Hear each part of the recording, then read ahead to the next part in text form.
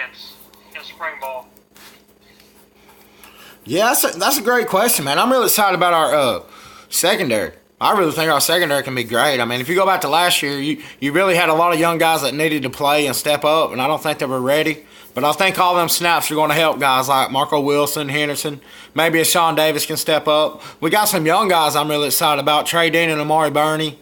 But, man, I'm really excited about our secondary. I think it's going to be a huge growth. And the Swamp Kid, man, he's already laid it down about Todd Grantham, what he can do on defense from what he did at Mississippi State. And really excited to see the scheme. How about you, bro?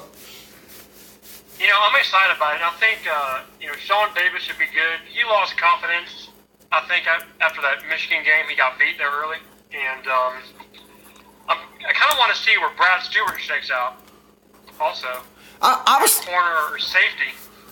I was thinking he might be Chauncey Gardner's back up at nickel. Or we might need him at safety. Or we might need him at safety if one of the young guys can't step up right away. Yeah. Does that make sense to you? I like the front too with Slayton and Clark are pretty good, and yes, sir.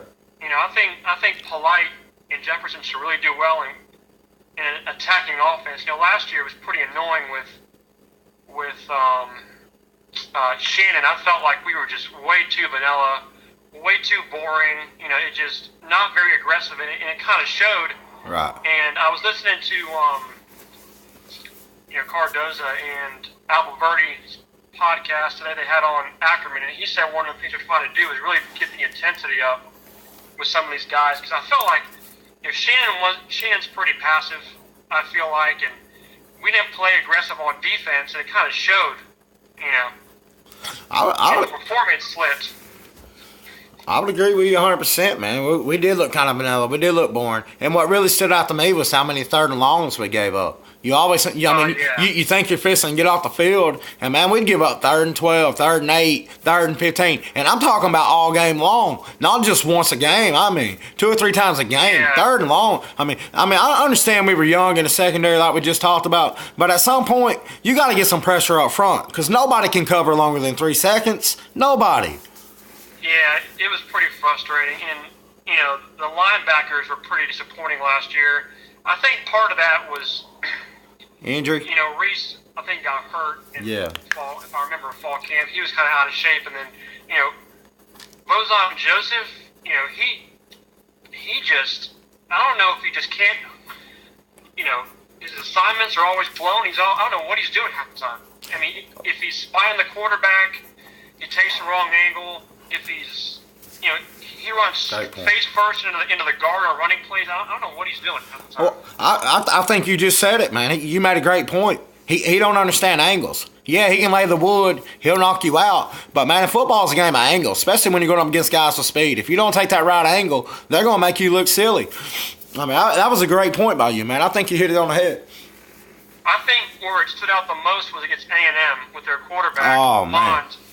We really held him down passing-wise, but, he get on the edge there, and Bozon Joseph is supposed to spy him, and, right. He's there, and for who knows what reason, he would just launch at him from a crazy angle, try to get him, try to launch around a guard or a tackle, and he just would lose him every time. I agree with you, man. He really needs to work on angles and learn how to play the position a little bit more under control instead of so reckless. And I think the upgrade with the coaches we have is really going to help this kid a lot because we didn't have a true linebacker coach last year either. I mean, I love Tim Skipper. You bless his heart, but he ain't a linebacker coach, man. And Jim McWayne, he put a lot of coaches in wrong positions. He was loyal to the wrong guys, really petted these guys, and I don't think he held them accountable enough.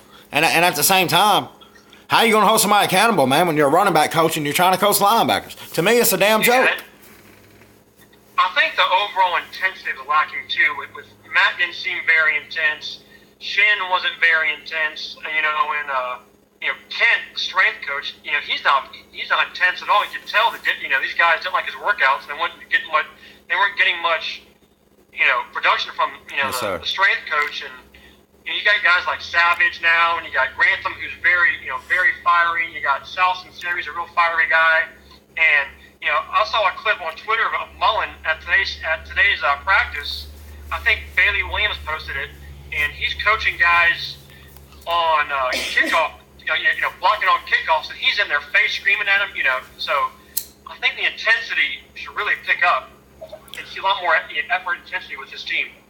Yeah, I would agree, man. There was definitely something missing in the weight room. I think Coach Mack was such a player's coach that he let a lot of things go. I don't think he really wanted to get on guys. I think he put too much of the leadership on the players, and leadership has got to start at the top. And I mean coaches, I mean AD, and it's got to trickle down. I think Coach Mack was just come on in, have a peanut butter and jelly sandwich, and y'all be leaders on the field. I agree with you. He didn't light a fire on the people's ass enough. He didn't get the players ready to go, and the offense was sick. Sick!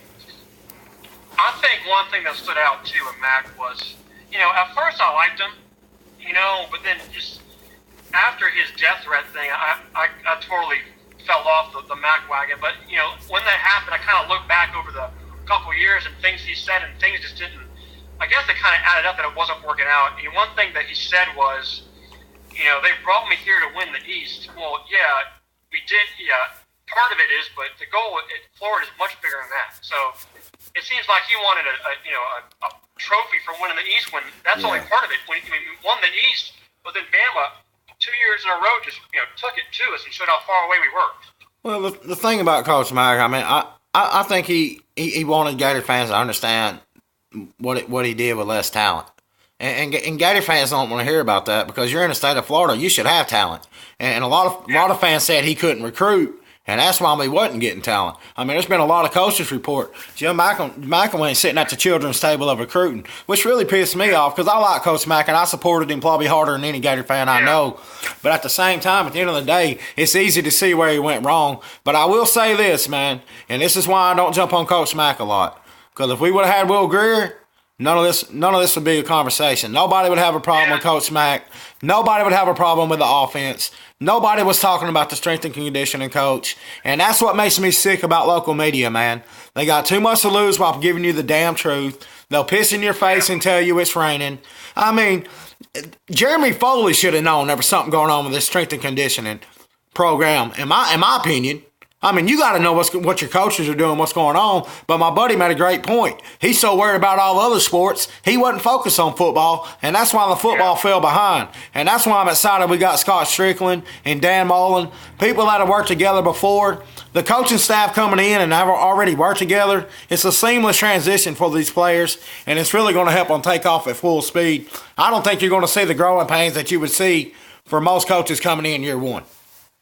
No, I think Mullen's got he knows what he's doing. And I think he's obviously a very confident guy. He's done well, and he's arrogant, which is justified.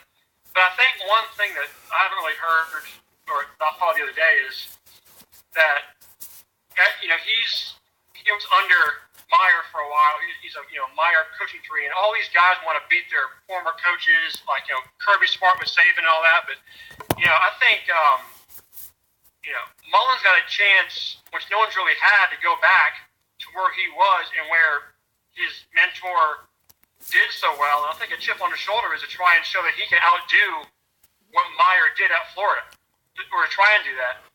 So that's one more. I would agree with you. Factor for him. Yeah, Dan Mullen's competitive on every level. And whatever Urban Meyer did at Florida, you damn well better bet he's going to try to double up. And, man, nobody wants to have this conversation, and we ain't got to have it today, but Urban Meyer choked at Florida, man. Give me a damn break. That man came up small. He choked, man. I mean, we can debate it another day, but he choked, man. 2 out of 4 with Tim Tebow is a joke, man. You lost 4 games his sophomore year. His first year starting, you lost 4 games. Come on, man. We had that young defense. I don't want to hear about it. I don't want to hear about it, man. Everybody want to praise this guy's offense and what he can do. I don't care about a young defense, man. What really hurt Florida that year, well, I don't want to say it because I don't want to take up for Urban Meyer. But Urban Meyer choked, man, and that's my opinion. Anybody want to debate that, hit me up. 9-3. Think about his first year, man. 9-3, and you lost to South Carolina. Man, South Carolina ain't never won nothing. That's all you had to do was beat South Carolina. You go to SEC in 05. Man, that's a choke job. That's a choke job right there. 6-6. Oh man, I don't want to talk about it. But tell me some more about this upcoming year, man. So you more focused on the defense than the offense. I like that. I like that about a fan because this offense ain't going to be good unless the offensive line's good, and it's really hard to judge where this offensive line is. I'm focused on both. I think everyone's talked so much about offense the past obviously 9 years, and Mullen was brought here to fix the offense. But I love defense. I like talking about defense. I enjoy defense, so I wanted to bring up defense. So talk about that. Well, let me ask you about the 3-4. What's the main difference in a 3-4 and a 4-3? I mean, what other than the, obviously you got less down linemen. I mean, what do you think is the advantage of a 3-4? I think first off that most teams now are in the spread, and you always have, it seems, 3 receivers. The fullback isn't around anymore really for most teams. So, you're in the nickel more than anything now. So, 3-4 versus 4-3, it sounds like Grantham is going to kind of do both. Right. And be multiple. Right. Especially early to get this kid. He don't want, you want him to play fast. And the only way to do that is to give them some things that they are comfortable with while they're learning some of the other stuff. I think we're going to see, maybe it seems this way, but with, Saban's teams and Kirby Smart's defenses, it just seems like their defensive linemen and their linebackers are bigger than everybody else's. So I think we're going to see a lot bigger defensive linemen than we've seen before as far as linebackers and D linemen go. Yeah, I'm really excited about the linebackers too, man. Especially in a 3-4. Maybe with David Reese, man, like you said, he played hurt last year. I love this kid, man. I think he's special, man. Everybody keeps telling me about Nick Smith. I personally haven't checked his tape yet, but I believe the guys that are talking about him. But man, I think one thing Florida didn't do enough of last year is get pressure. And I think a 3-4 really confuses offensive lines more than a 4-3. It really, really makes offensive line, especially if you ain't experienced. When you throw a 3-4, you don't know where the blitz is coming from. And I think that's a huge advantage. I think Reese will be good too. He had a good freshman year. He got hurt in fall camp, fell a little behind conditioning wise, but he's a guy who really he'll stick his face anywhere. And he'll stick the guy, so I like him a lot. I think he'll be good in this. With a Savage strength program and getting him in good shape, and then some good coaching, I think he could be a very good player. Yeah, I would agree with you 100%, man. I'm excited for him. And how do you like the move of Chauncey Gardner going to nickel? Because this is a guy I think should have been playing corner all along. I know we might have needed him at safety because of just the lack of bodies we had. But, man, this guy's got a mental makeup. He belongs on the edge, man. Because when you go one-on-one, there's nobody more confident. And this guy understands angles, man. He's not the fastest guy, and he's proved, man. When he gets his hands on the balls, he knows how to take it to the house. And for that reason alone, you got to get this kid on the island, man. Give him a chance. I think he'll do well there. He's very confident, has good instincts. His tackling is lacking. I think he got a lot.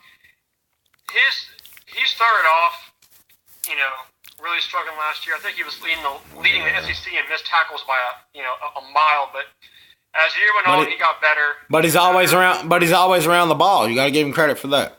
Yeah, no, he is. He's confident and good instincts. So I think. Improving his tackling, maybe he does that a little more at nickel. Well, he's got more ball skill than tackling, and that's what I'm trying to say. Yeah. When you see a kid that when he gets his hand on the balls, he don't go down, he returns it, he can take it to the house, he makes big things happen when he gets his hand on the ball. For that reason alone, get this kid on the corner, on an island, and give him a chance at some of them 50-50 balls, because this kid will compete, and there ain't many kids want to compete with Chauncey Gardner, man. He brings it every play. He's a real savage.